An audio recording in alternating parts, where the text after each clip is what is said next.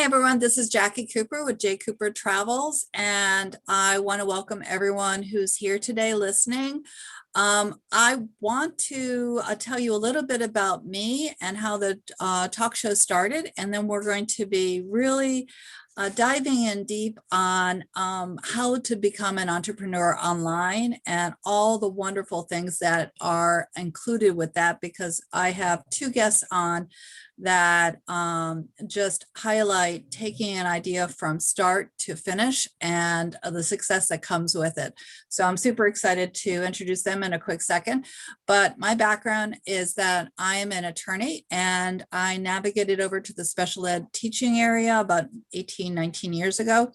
But I also love to travel, hence the title JCooperTravels.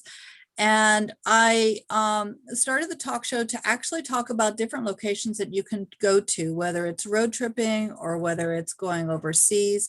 But as COVID hit, I also realized that through my connections on LinkedIn, I was meeting some really fascinating people, and I wanted to tell their stories.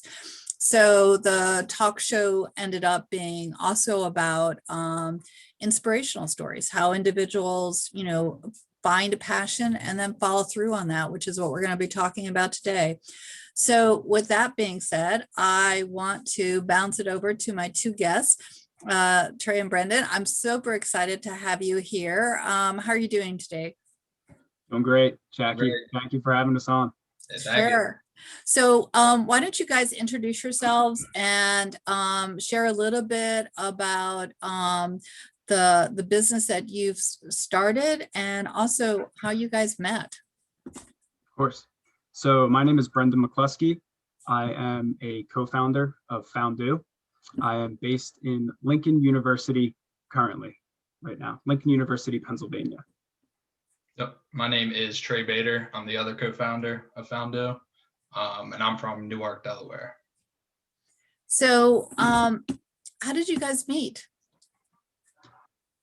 So we met back freshman year of high school. We, although I'm a Pennsylvania native, I went to high school in Delaware, and we met. I believe it was in one of our classes. We played baseball together, and I think probably where we really started to form a friendship was in world history freshman year, where we sat in the back and we learned. We definitely learned, but we also had some good times and had a lot of laughs. So that's really where our friendship started, was freshman year of high school when we first met. I think that's great. So what is fondue? It sounds like cheese, but I know it's not. Yeah, so Foundoo.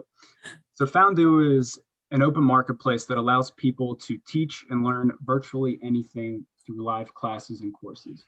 So imagine a network, an online world where like-minded people can connect to learn new things and teach what they love. Teachers can create live classes and courses that students can sign up for, and students can post requests that teachers can respond to. We've created a friendly and productive environment that we feel promotes engagement, questions, feedback, and unique insights. And all of this really points to our mission, and that is to increase access and opportunity in online education. I think that's great. I know that being a teacher right now and virtually teaching this past year, it's opened up a lot of new avenues for individuals to think outside of the box. So what are you offering to your users, and what makes Foundoo different? Yeah.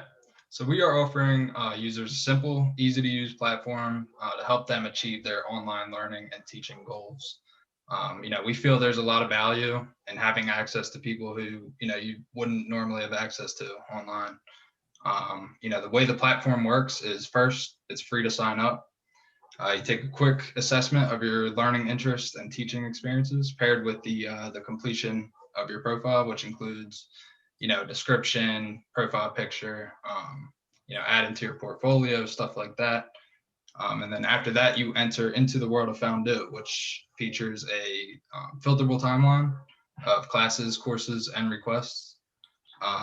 We offer a vast number of categories to pick from.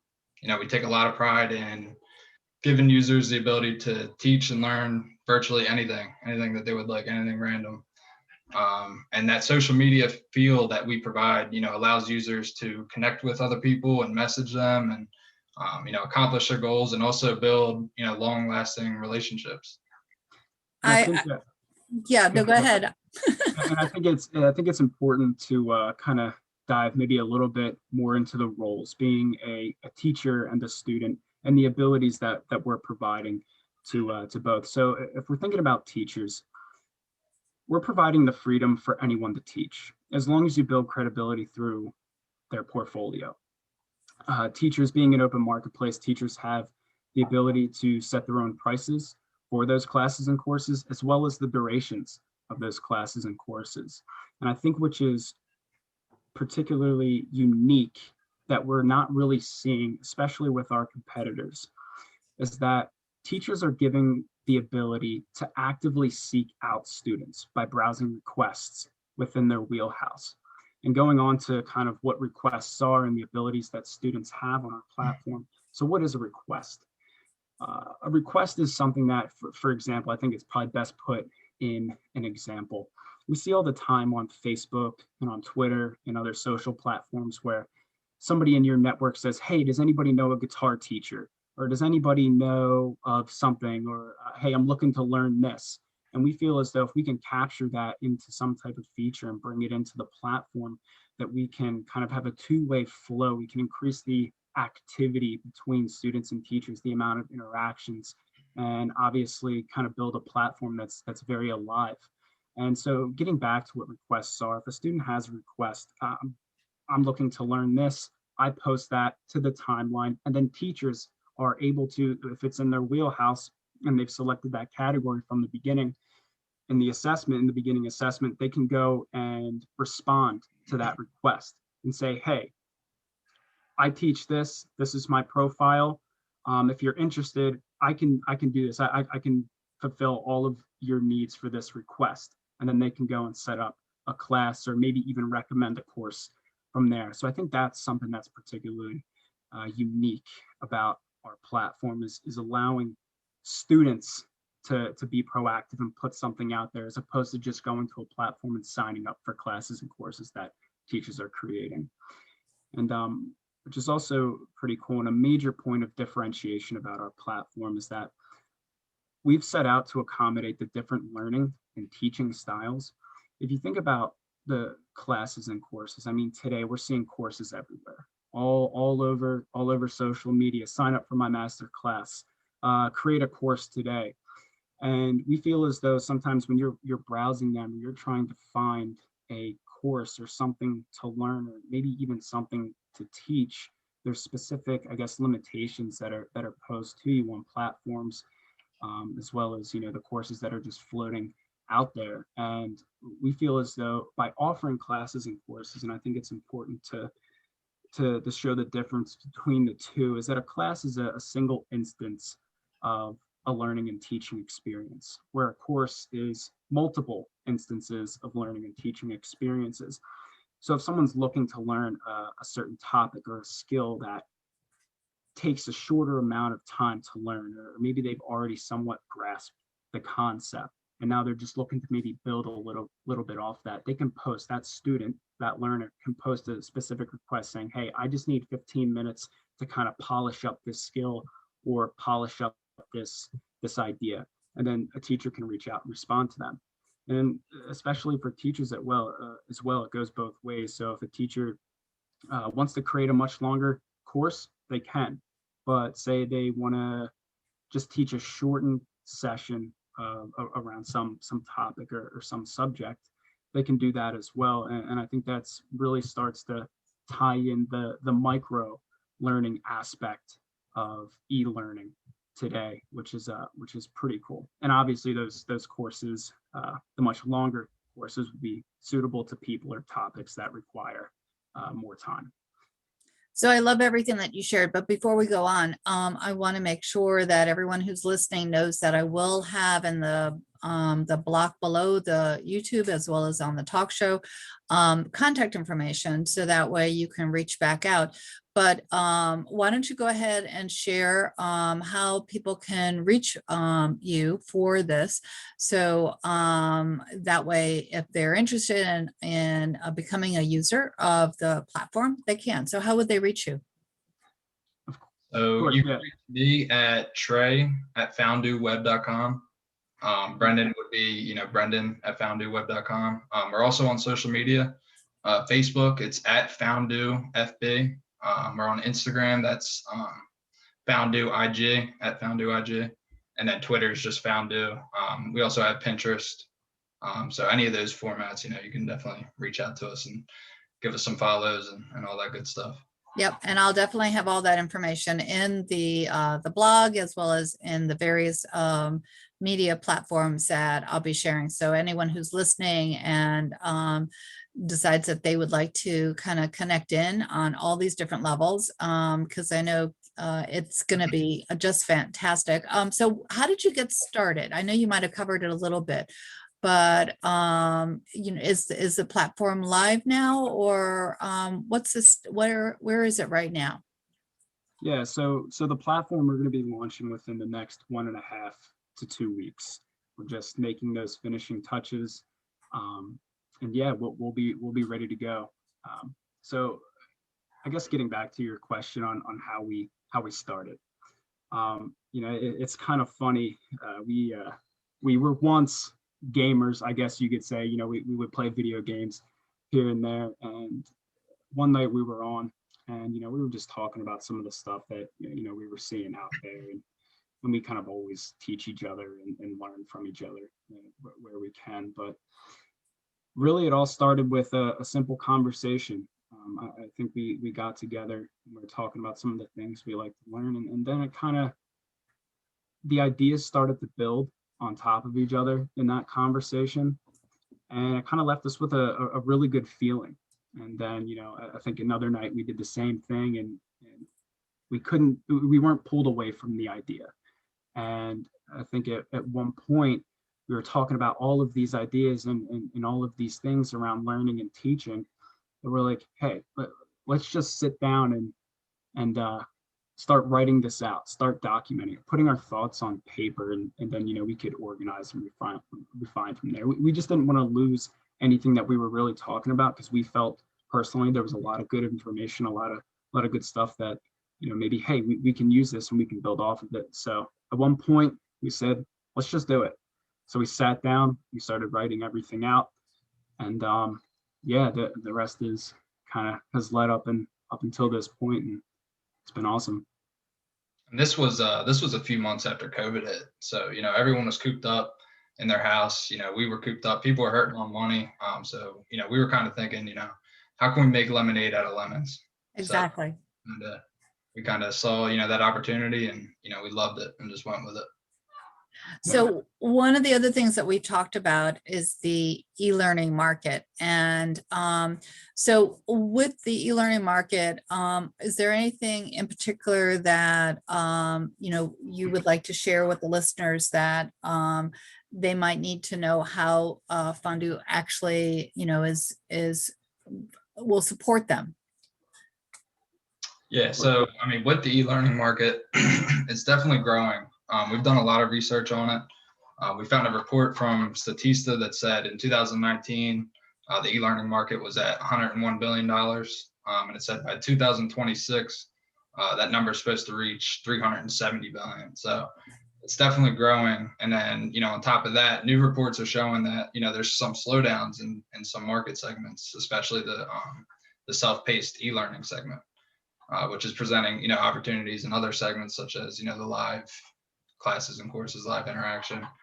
And what we found was self-paced e-learning market, the self-paced e-learning market would have climbed by 33.5 billion by 2021. Wow. Yeah. And I think that moreover is that with that, you look at some of the self-paced pre-recorded courses that are out there right now, and some of the popular names that we feel as though has been dominant up until kind of this point. pre-COVID and even through COVID, as people had more time in their homes, and we're looking to kind of keep themselves occupied, maybe learning new skills. But I think this is where the opportunity is really presenting itself, and I think that's a pretty I would say startling statistic. If you think about that, something that was so dominant and supposed to decline by a vast amount. And that's where the opportunity really lies. And we believe the face-to-face virtual classroom segment of the e-learning market may start to outpace other segments of the market. So that means more of a shift towards the live coaching, the live teaching, and the live learning. And it really makes sense if you think about it, especially when you consider how we've had to adapt to the virtual realm over the past year. And I know there's some people feel as though it works, some others, but I feel like there's a lot of value in that. I mean, especially when you don't have to be physically present anymore to do things, to learn or connect with people or to teach. And so the face-to-face virtual classroom segment of the market really breaks down barriers. And I think that has been shown over the past year. And that speaks to other things as well, not only breaking down those time and space barriers, but it's more convenient, it's more flexible, right? And people want to get from point A to point B in the quickest way possible. And I'll provide another example. If you're learning guitar and you have a guitar teacher that has a studio that's maybe a half hour away, 45 minutes away, you have to get ready. You finish up your day in whatever time that class is, your studio session slated for. You're gonna have to get ready. You're gonna have to drive there, and you're gonna have to take the session and drive back.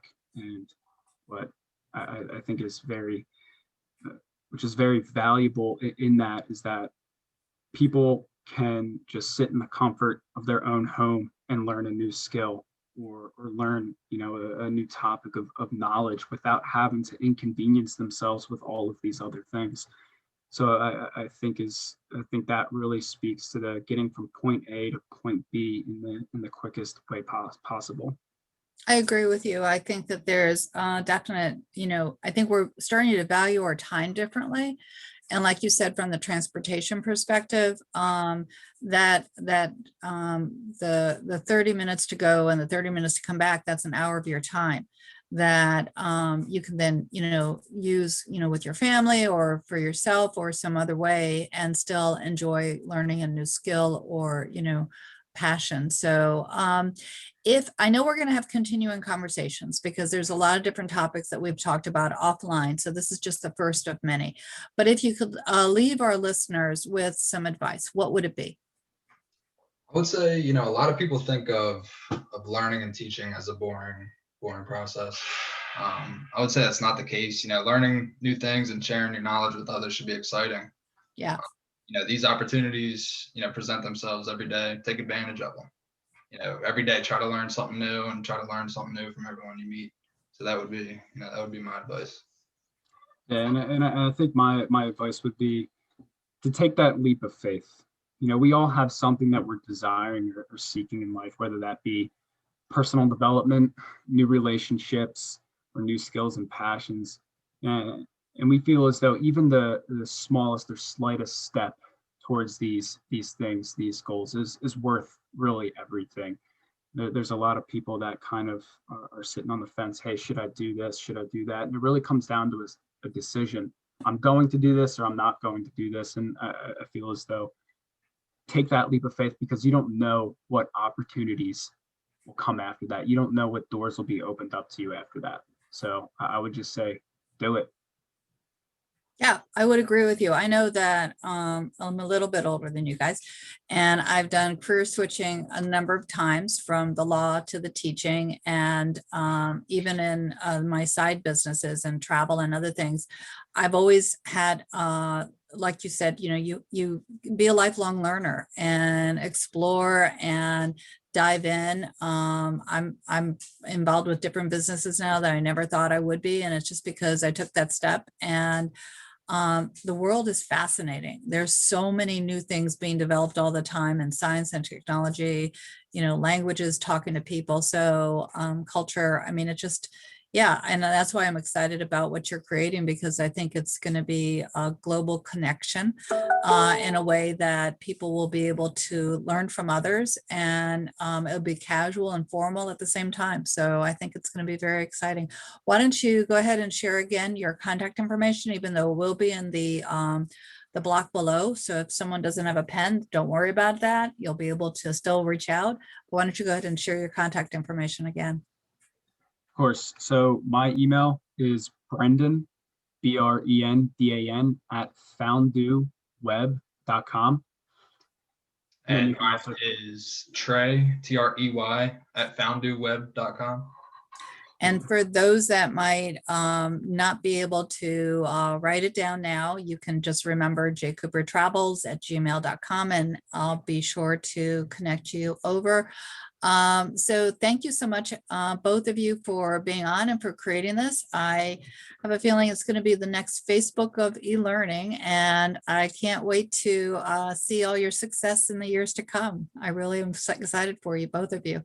Thank you so much, Jacqui. That truly means a lot, and thank you for having us on your podcast. We really enjoyed it. We love talking about it, and we love talking with you as well. So talk to you soon. sounds good. Bye.